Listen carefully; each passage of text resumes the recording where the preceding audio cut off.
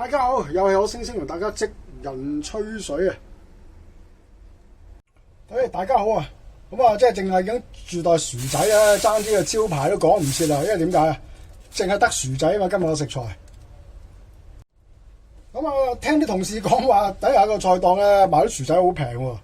咁啊，呢度大家估下買咗幾多錢啦？1、2、3、4、5、6、7隻薯仔，10蚊港幣，平唔平啊？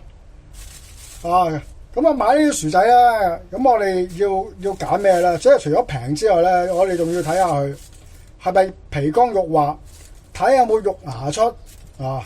咁啊呢啲雖然話咁平價個薯仔喎，但係隻都有以上嘅特點係皮光肉滑。咁咧，如果仲想睇下佢靚唔靚咧，咁啊最好就揀啲黃肉薯仔啊！當然呢啲就揀唔到噶啦。咁我哋咪輕輕刮一刮佢啦。哇！真係有黃肉喎，唔錯。咁我就攞4隻出嚟就同大家吹下水啊！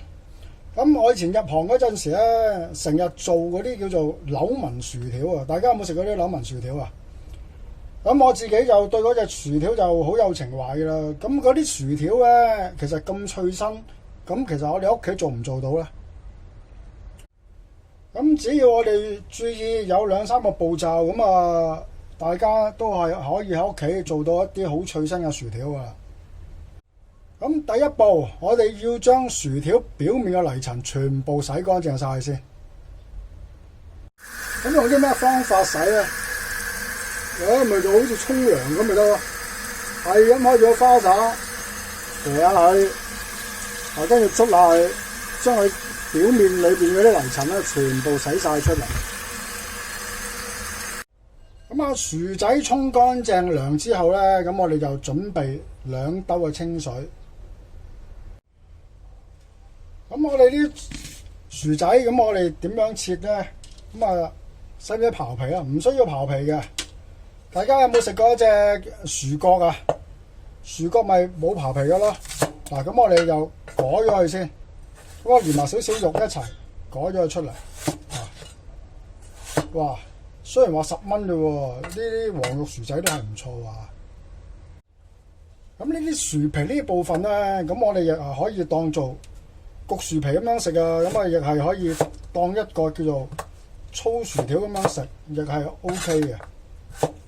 咁樣，喂星星，你又話做柳紋嘅？咁啊，中間心呢啲咪做柳紋啦？咁啊，點樣扭啊？咁啊，梗係唔係揾個細路仔嚟扭啦？咁啊，我哋都要攞啲工具出嚟嘅。咁我哋喺公司嗰啲咁啊，梗係大把好多啦。咁啊，我啲家庭式嗰啲，咁啊攞啲細把出嚟啊。嗱，咁我哋就慢慢揼落去，咁啊 OK 噶啦。咁我覺得喺中間嗰度揼開佢咧，就易處理啲啊，因為太過細把啦呢把。咁我哋日常喺公司嗰啲咧，全部啲薯仔就擺晒部機嗰度啊，一落個梳西嗰度咧就全部出嚟㗎啦。咁啊梳開咗之後，咁我哋咪逐條咁啊慢慢梳咯，講埋一條啊。咁切咗嗰啲薯仔啦，我哋隨即揾啲水啊浸住佢先。跟住我哋咪繼續咯。咁樣，咁我切晒出嚟啦。咁我哋都可以再切細條少少嘅。咁啊，切第2個啦。咁啊，呢個都係一樣啦。啲薯皮嗰啲就改晒呢邊先。咁啊 OK 啦。咁啊，今次呢個咧，我就開咗佢先。開咗比較易處理啲，咁樣，呢啲咁又會比較好啲喎，因為吸唔到更加長啊，咁樣，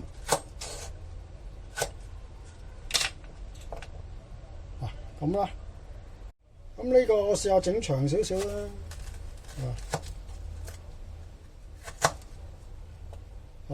因為我又唔想整斷佢。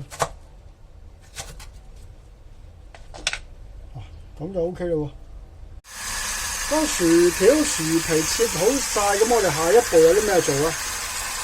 我哋進一步同佢沖涼。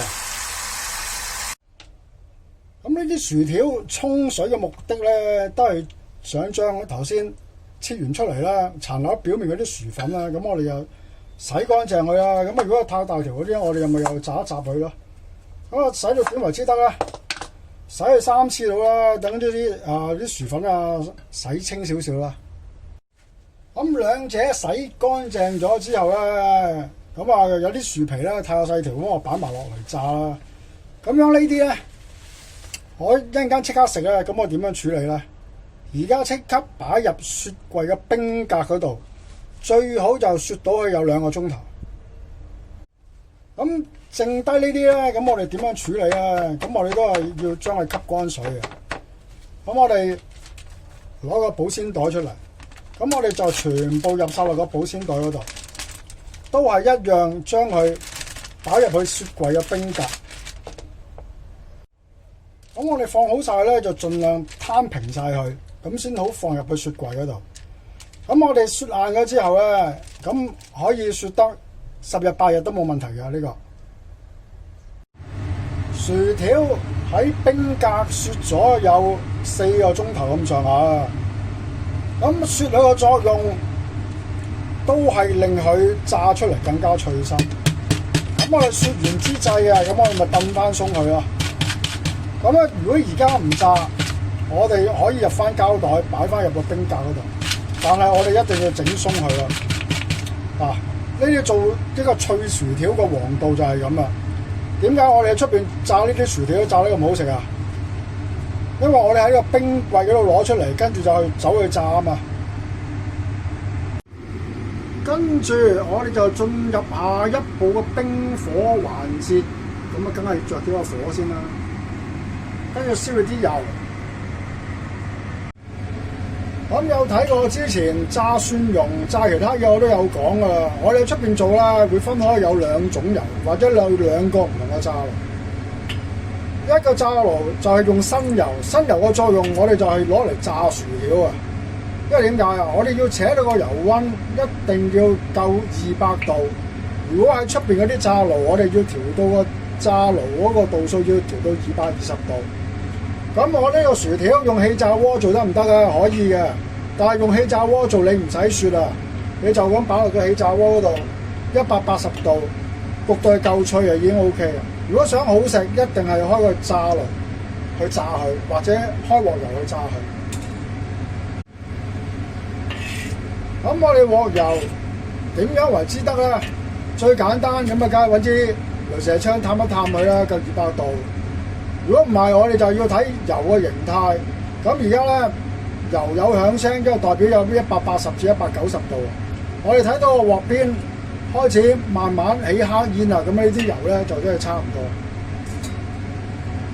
大家睇到喎，側邊起黑煙喎，咁我哋收細火，咁我哋慢慢落，落咗落去，唔好喐佢。跟住我哋睇住呢啲泡。要調校翻個油溫，我哋而家俾翻個中火佢，唔好等佢啲油溫跌落去，一跌落去你個薯條就炸得唔靚啊！咁而家嘢炸到差唔多有1分鐘，我咪輕輕喐一喐佢啦，咁你唔好辣到個底。如果炸爐就唔需要啦，由得佢慢慢炸。咁點解有時出到出邊你食啲薯條佢炸得唔好食咧？就因為啲油啊嘛，佢太過舊啊。其實我哋啲油咧喺出邊個炸爐嗰度咧，炸咗2日，再跟住再走去炸豬扒、炸其他嘢，炸到第3日，咁我哋就去打麵撈，打啲黃麵撈啊。咁而家我哋就輕輕就撩鬆佢咯。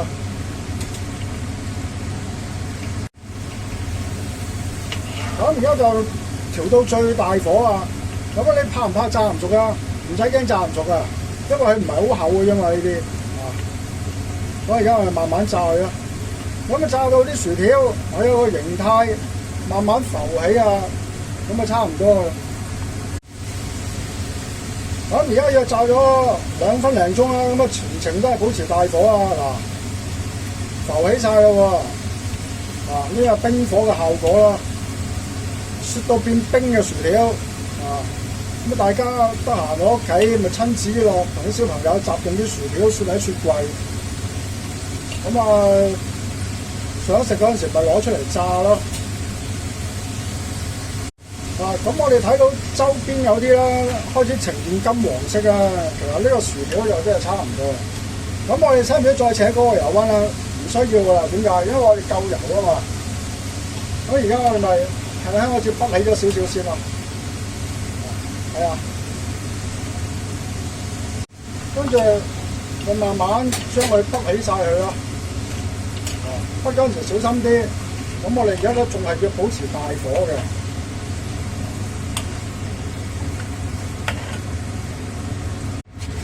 咁滗起晒佢，停一停油，咁而家先熄火，聽唔聽到啲聲啊？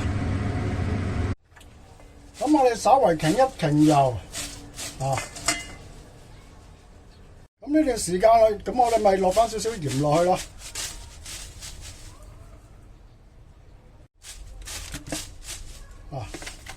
咁我哋慢慢倒起佢。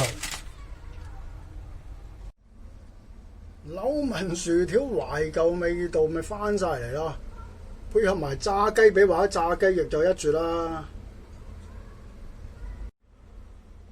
咁而家點樣食最正咧？茄汁啊！咁中意食懷舊薯條嘅網友俾個 like 我星星啊！咁啊中意食薯皮點啊？訂閱我職人吹水嘅頻道，幫我分享下呢個懷舊柳紋薯條。咁我就食嘢先啦，多謝收睇，下個視頻再同大家出個，拜拜。